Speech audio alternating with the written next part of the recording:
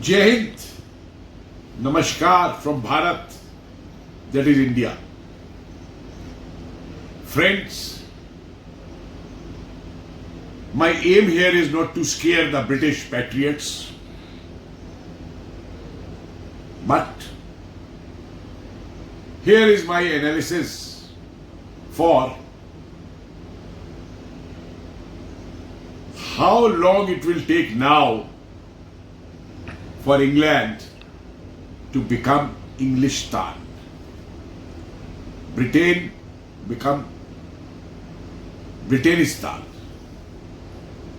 or United Kingdom becomes UKistan. And don't laugh at it,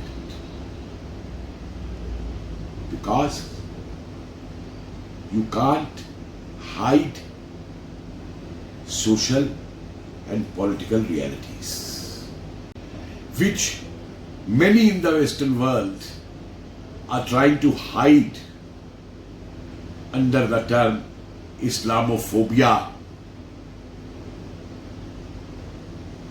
or danger to multiculturalism. But the reality is that the deaf ears of the West and in England are not hearing what the fanatic Mullas are shouting at top of their voice in England, many other places also, that Islam will rule England. This is not me saying. This is the fanatic saying. I have not created this. This is not imaginary. This is happening in reality. In the mosques, in the public lectures, in England itself. Now the question comes, are they speaking the truth? I will say that these fanatic mullahs are very honest in declaring what their aspirations are, what they are doing, and what they intend to do. And this has been facilitated by the Britishers themselves. And not from now. For a very long time in history. I'm not going into those details. But the very creation of Pakistan by Churchill, Attlee and Mountbatten, using Jinnah as a tool,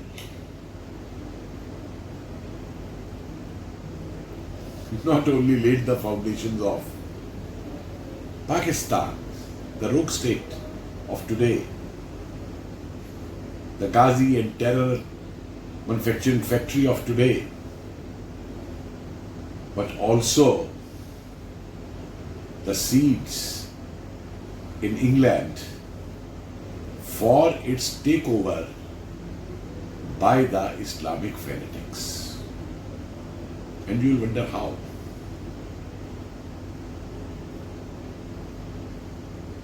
I'm sure you must have heard of the Deobandi school,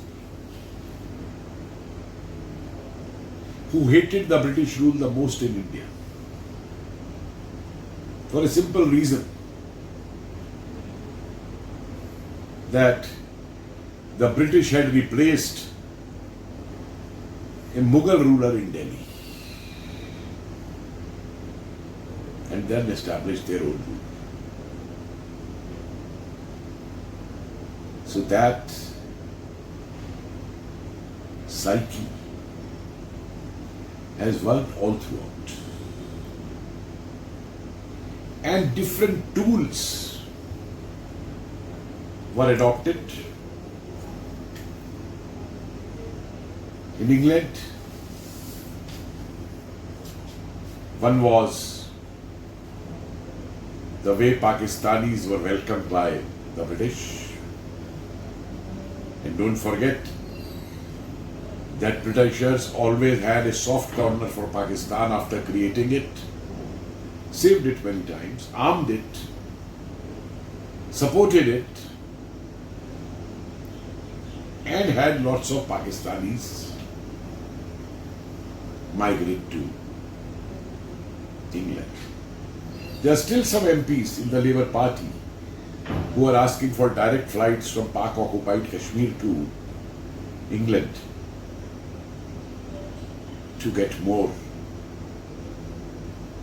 Muslims over there. And you see the alliance which is there between the between their, what you call their Labour Party and these Jihadi groups. So this started. Then they would take from Bangladesh many Muslims. I remember when I was there in Surrey, I went to a restaurant. I wanted to have Indian food that day. So I saw a restaurant, Indian. I went in, ordered certain dishes. When I ate them, I called the person. I asked him, "Are you from India?" He said, no, I am from Bangladesh. So I said, "Why have you kept the name India outside?" And he said, "Well, if I put Bangladesh, no one will come to the restaurant." So they utilize this one too.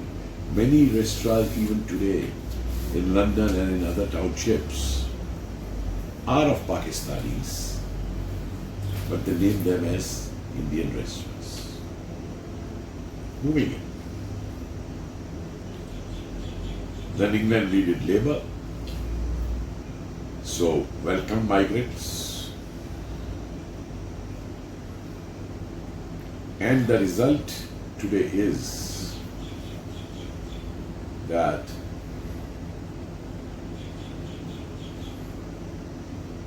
most of the towns now have Muslim mayors, including the great Mayor of London, Mr. Sadiq, who has been given a knighthood by the British King on the recommendations of the British Prime Minister, Keir Starmer. Now, besides this migration, it gradually also started with the buying of old churches by the Islamic groups and converting them into mosques in England. You can go and check the data, that how many old churches were purchased and converted into mosques. And now this Labour Party is fascinated with the ideas of multiculturalism, and they forget that multiculturalism can survive in a society, can flourish in a society only when the communities among whom you are talking of multiculturalism, diverse culturalism, to be together, have any respect for the other culture. And then it means you respect my culture, I respect your culture, we stay together. But is it the case? Is it being done? If that would have been the case, then a land which has sheltered you, which has provided you jobs, a good economic life, you want your own Shariat laws to be there of your community. And mind it, England has about 81 Shariat courts. The judiciary, the so-called British judiciary, what they used to call, they used to take pride in this British justice system, has fallen to pieces. Now I laugh it out. Initially I was shocked. Now I laugh it out. When I see on Twitter and other social media the questions being posed by some Britishers, of course, they are patriots, that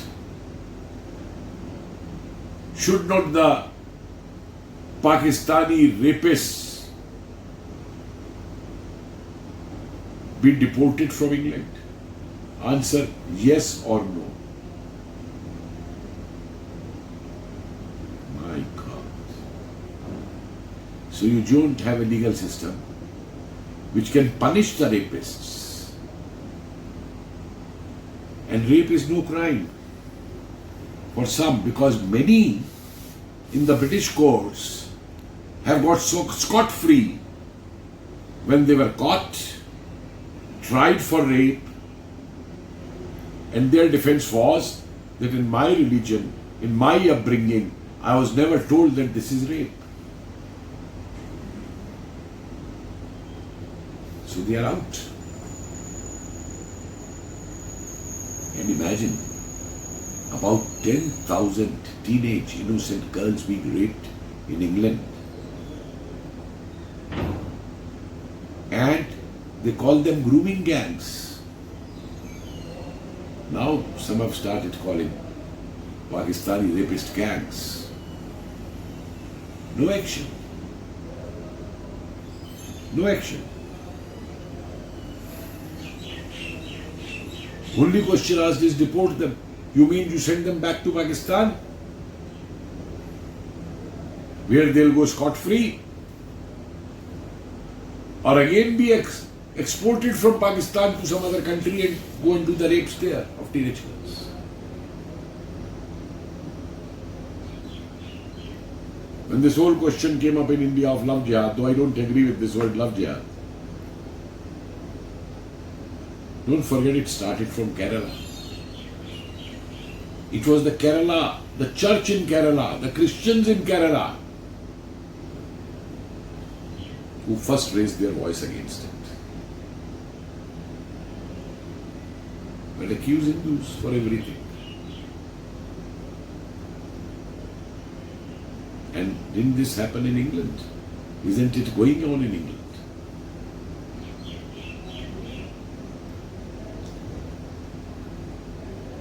With all this going on,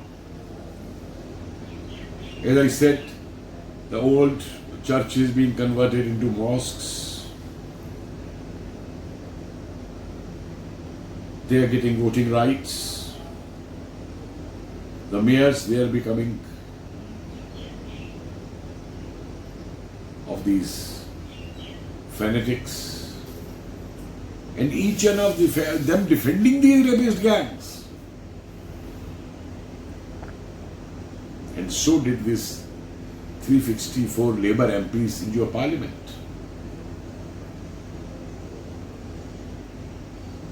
No inquiry into the role. This is the respect which the British thought they were trying to teach the world all over, to respect the women. Those British etiquettes, respecting the lady. Forget the lady. Here it is the question of teenage girls. So the Labour Party MPs, you are open to your daughters being raped by Pakistani gangs. Wow. What a parenthood you have.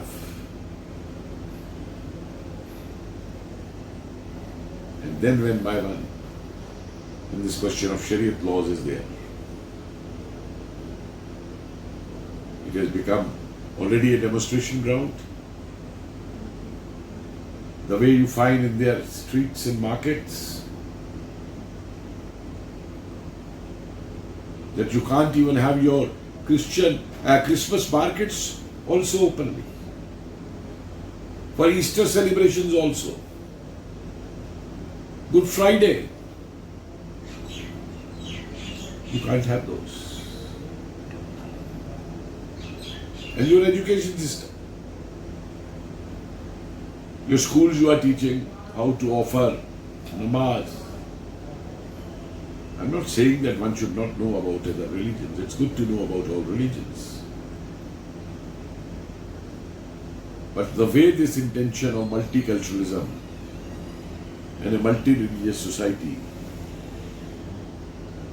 is taking shape to foster fanatism is a big question.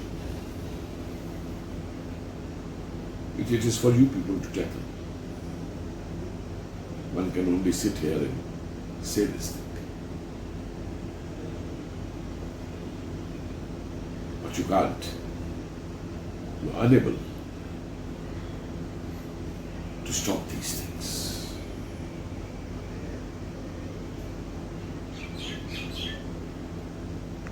The king and your the bluff and bluster corporation, BBC, whom I call the Bakwasi Broadcasting Company. How many such cases which are happening there are they reporting?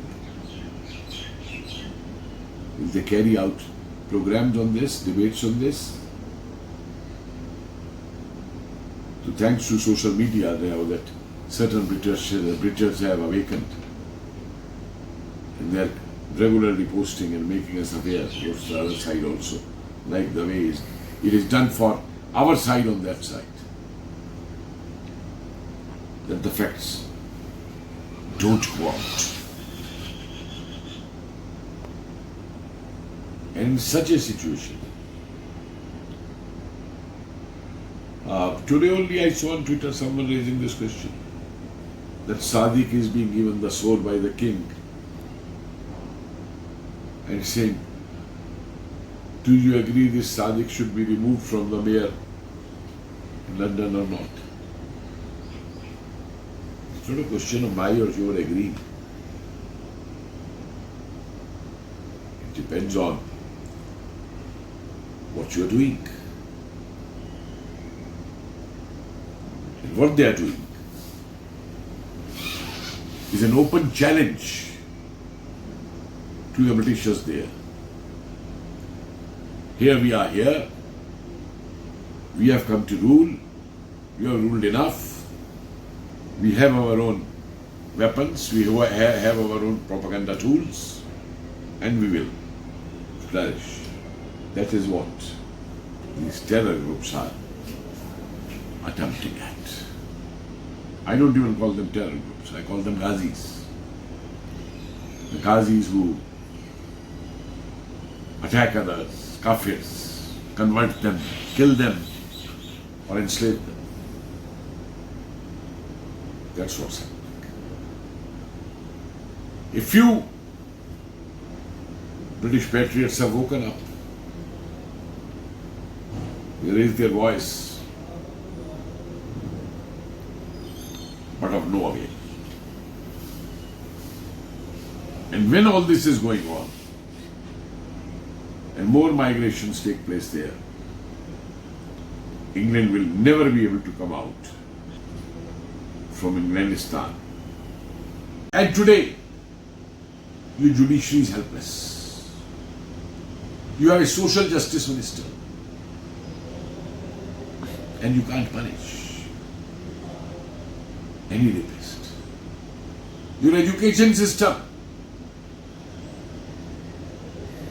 you are teaching in your schools how to offer prayers of the peaceful religion, to understand their festivities, their customs. So all these things are leading you where? And those of you who are feeling this danger, who are raising their voices, are very few. come out in the open and do that. One can understand why. What are the reasons? But I tell you, the way these things are happening there, the day is not very far when England is going to be in Englandistan. There is a section now I know which is raising its voice. But let me tell you, this alliance between your Labour Party and these Jihadis is not just confined to England. Today it's an international phenomenon. What a combination. Fanatics on the one hand and the so-called Marxists on the other hand, the left on the other hand, joining hands together. There may be some hurdles left, but with the confidence these mullahs are declaring that England will be an Islamic country, demonstrates and showcases something different. Whether you are 2 kilometers away or you are 4 kilometers away from becoming Englandistan. So, good luck Britishers and good luck Britain. Jai Hind.